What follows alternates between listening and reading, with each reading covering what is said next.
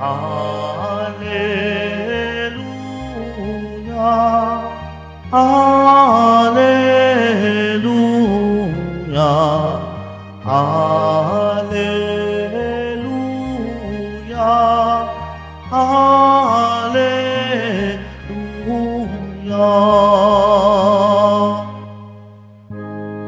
Diyos Ama ni Jesucristo,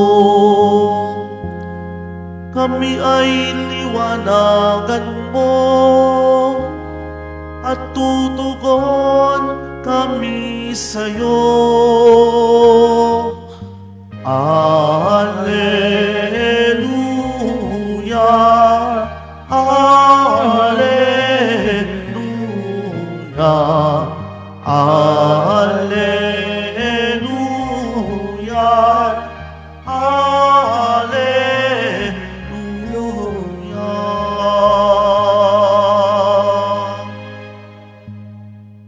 Sumainyo ang Panginoon. At sumaiyo rin. Ang mabuting balita ng Panginoon ayon kay San Marcos. Papuri sa iyo, Panginoon. Noong panahong iyon, ilang Parisiyo at ilang kampon ni Herodes ang pinapunta kay Jesus upang siluin siya sa kanyang pananalita. Lumapit sila sa kanya at ang sabi, Guro, nalalaman po naming kayo'y tapat at walang pinangimian, sapagkat pareho ang pagtingin ninyo sa lahat ng tao. At itinuturo ninyo kung ano ang kalooban ng Diyos sa mga tao. Naayon po ba sa kautusan ang pagbabayad ng buwis sa Caesar? Dapat ba kaming bumuwis o hindi? Ngunit batid ni Jesus na sila'y nagkukunwari kahit sinabi niya sa kanila, Bakit ba ibig ninyo akong siluin? Bigyan niyo ako ng 1 denaryo. Titingnan ko. At kanilang binigyan siya. Kaninong larawan at pangalan ang nakaukit dito? Tanong ni Jesus. Sa Caesar po, tugon nila. Sinabi ni Jesus, ibigay ninyo sa Caesar ang sa Caesar at sa Diyos ang sa Diyos. At sila'y namangha sa Kanya. Ang mabuting balita ng Panginoon. Pinupuri ka namin, Panginoong Jesucristo. Magsiupo muna tayong lahat. Isang mapagpalang araw po sa inyong lahat. Purihin po natin ang ating Pong Jesus Nazareno.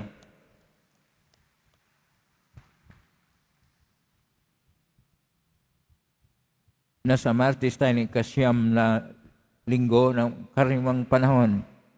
At ngayon po, ang atin pong ebanghelyo ay mula sa ebanghelyo ni San Marcos, Kapitulo 12, verso 13 hanggang 17.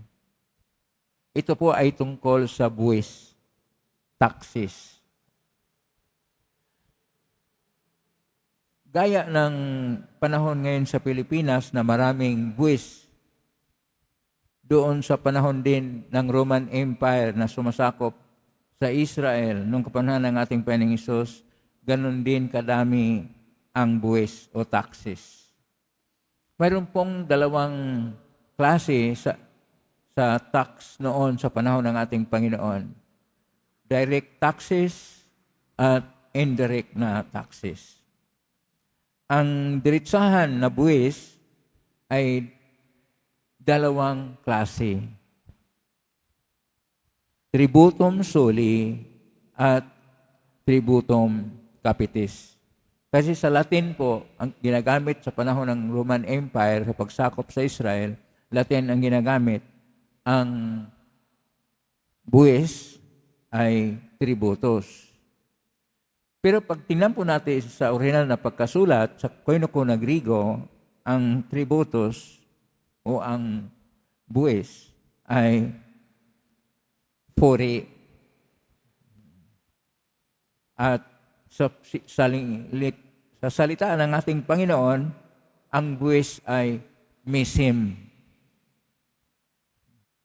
At marami po sa mga tao na magreklamo tungkol sa direct taxes dahil itong tributum soli, ito yung tungkol sa property tax. Kung ano yung pag-aari mo, may pag-aari ka lang ng misa o silya, may buwis na.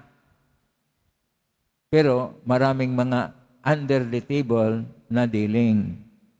At kuminsan sinama pa ang table. Tapos, ang tributum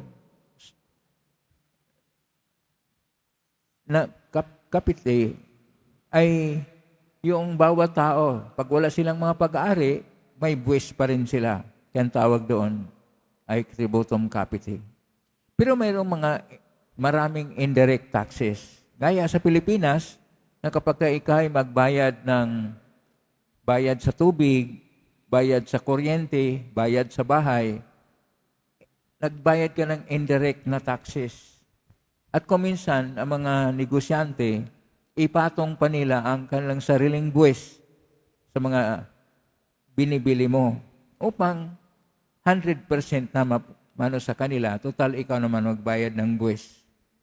At mayroon pang dagdag na ibat at kung ano pang mga dagdag, kadami pong mga taxes. Gaya din sa panahon ng ating Panginoon, itong mga indirect taxes ay una, mayroon silang tinatawag na yung korona ng ginto.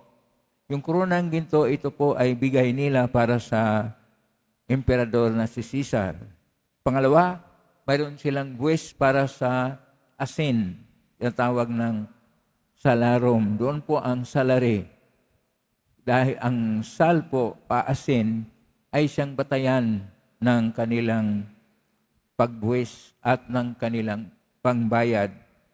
Kaya doon po nagsimula na may salary tayo. Galing po yan sa salarum o buwis tungkol sa asin. Mahalaga po ang asin noon. At mayroon silang buwis kung mayroong silang toll gate o kung ikaw ay nagnegosyo o bumibili o dili kaya ikaw ay mayroong skill na may marunong ka magsulat, marunong ka magpinta, marunong ka kumanta, may tax din doon. Ang tawag diyan ay yung mga tax sa profession. At lisensya para sa kung anong gamit mo o kung anong negosyo mo.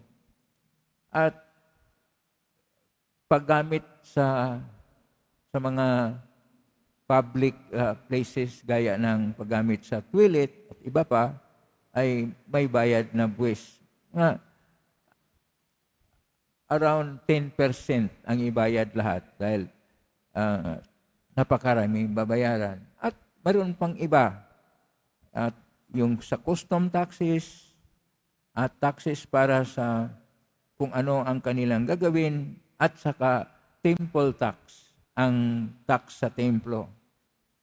Ang lagi nilang ginagamit sa pagbuwis ay ang denarios. Pero ang denarios, ang may gawa niyan ay ang Roman Empire.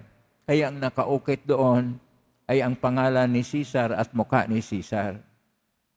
Ang gusto ng Panginoon, ang ibayad, shekel.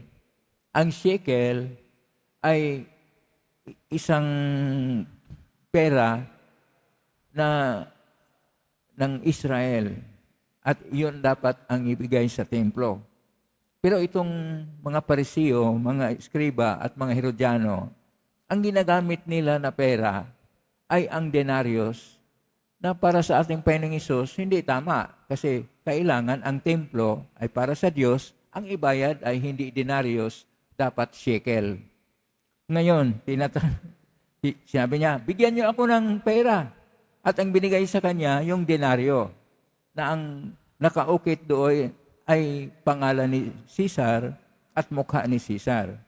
Kaya ang sabi ng ating Panginoon, ibigay nyo kay Caesar ang sa Caesar at sa Diyos ang sa Diyos.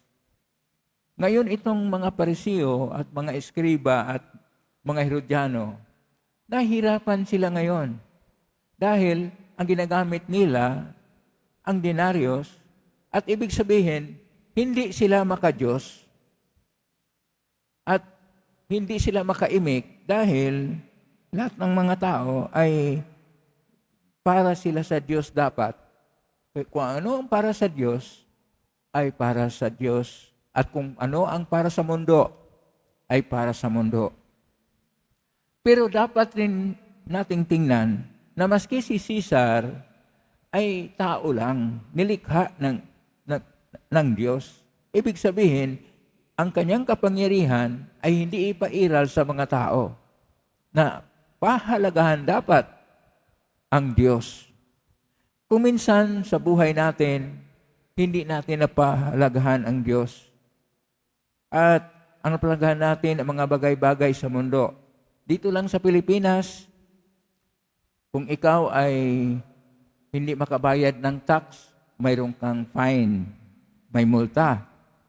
At kung ikaw ay hindi papasok magtrabaho, pinakaltas sa sweldo. Pero tingnan niyo mga opisyal, absent sila sa Senado, absent sila sa Kongreso.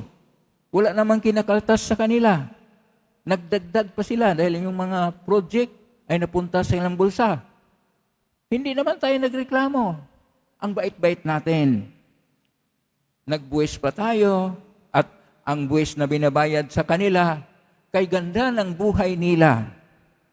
Mayaman na sila, yumayaman pa dahil sa buwis. At wala talagang taong nagreklamo. Kung mayroon mang nag-post sa Facebook, pangpatawa lang. Bakit si ganito sa ganyan? Pero, yung tinatawag nating makadiyos na katayuan at pagtingin, paano tayo magkaroon ng pagbayad ng tama, ay hindi natin nagawa. At kung magsalita ang mga pari, sabihin na, hindi naman kayo nagbayad ng tax. Bakit kayo magreklamo? Nagbayad po kami, indirect tax, mas malaki pa. Pero, saan ba napunta ang buwis? At ito ba ay nakakabuti sa bawat tao? Nakapagbigay ba ng tunay na serbisyo na kung saan makikita na ang mga mahirap ay natulungan, ang mga walang pangbayad para sa gamot at sa paghilom at kung ano pang mga serbisyo na kinakailangan, nabigay ba sa tao? Kapag tayo'y naglingkod sa Diyos, tayo po ay matapat. Ang katapatan natin ay dapat napahayag sa katapatan ng ating pakikitungo sa ating kapwa. Na hindi po tayo nang lalamang, hindi tayo kumukupit. Ibig sabihin, hindi tayo nangungurap. At tayo ay pumupunta sa ating kapwa na kung saan sila ay bahagi ng buhay natin, hindi na sila ay problema natin.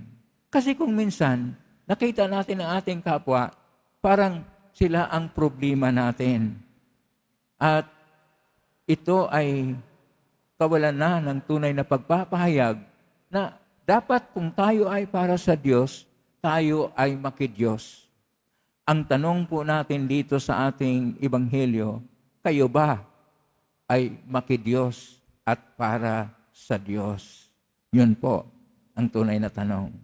Sa ating unang pagbasa, sa pangalang sulat ni San Pedro, sinasabi, maghanda tayo dahil darating ang panahon sa pagdating ng Panginoon, matupok po ang luma at magkaroon tayo ng bagong langit at bagong lupa.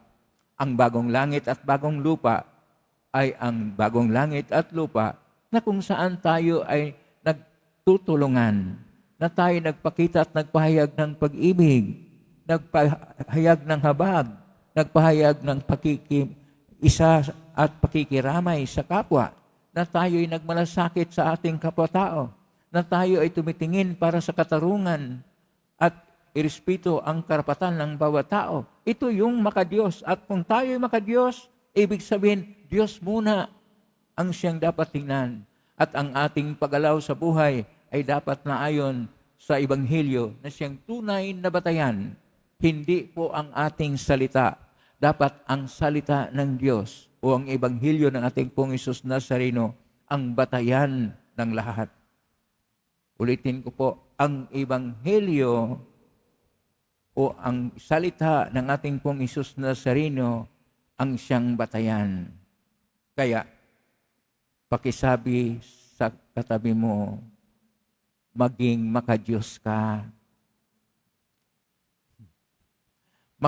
Makidiyos tayo. Yung pong gustong makidiyos na ibatay natin ang lahat ayon sa Ebanghelyo ng Panginoon, pumalakpak nga ng malakas na dapat tayo para sa Panginoon at nababatay sa Ebanghelyo ng Panginoon ng ating paggalaw. Sapagkat sinasabi ng ating Panginoon ngayon, ibigay kay Caesar ang kay Caesar, ngunit ang Diyos para sa Diyos. Amen? Purihin natin ang Diyos.